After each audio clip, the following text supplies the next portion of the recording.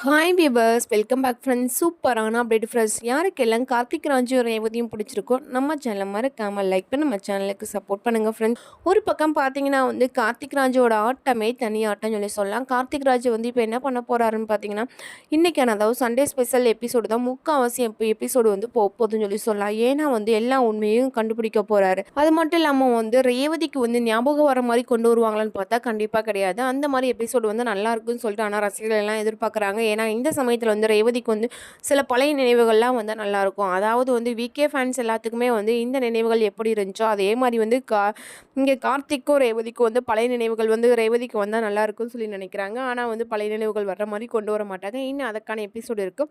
கோவில் கும்பாபிஷேகத்தப்போ தான் ரேவதிக்கு பழைய நினைவுகள்லாம் வரப்போகுது. கரெக்டாக கோவில் கும்பாபிஷேகம் நடக்கும்போது தான் ரேவதிக்கு எல்லா பழைய நினைவுகள்லாம் வரப்போகுதுன்னு சொல்லலாம். இப்போ பார்த்தீங்கன்னா எபிசோடில் பார்த்தீங்கன்னா ரொம்ப விறுவிறுப்பான எபிசோடு தான் ஃப்ரெண்ட்ஸ். அதாவது கார்த்திக் ஒரு பக்கம் ரொம்பவே யோசிக்கிறாரு. கண்டிப்பாக இவங்களுக்கு இதில் ஒரு முடிவு கட்டணும் அப்படின்னு சொல்லிட்டு யோசிக்கிறார். அப்போ பார்த்தீங்கன்னா சந்திரகலா சாமுண்டீஸ்வரி 2 பேருமே வராங்க. அப்போ சந்திரகலாவை பற்றி மயில் சொல்கிறாரு. ஆனால் சாமுண்டீஸ்வரி நம்பவே இல்லை. எப்பயுமே நீங்கள் பண்ணுற தப்புக்கு எப்பயுமே என் தங்கச்சி தான் குறை சொல்வீங்க அப்படின்னு சொல்லி இன்னும் வரக்கூடிய எபிசோடு எப்படி இருக்குன்னு சொல்லிட்டு பொறுத்திருந்து பார்க்கலாமா ஃப்ரெண்ட்ஸ். இந்த மாதிரி அப்டேட் உங்களுக்கு பிடிச்சிருந்தா மறக்காமல் லைக் பண்ணி நம்ம சேனலை சப்ஸ்கிரைப் பண்ணிட்டு பாருங்கள்.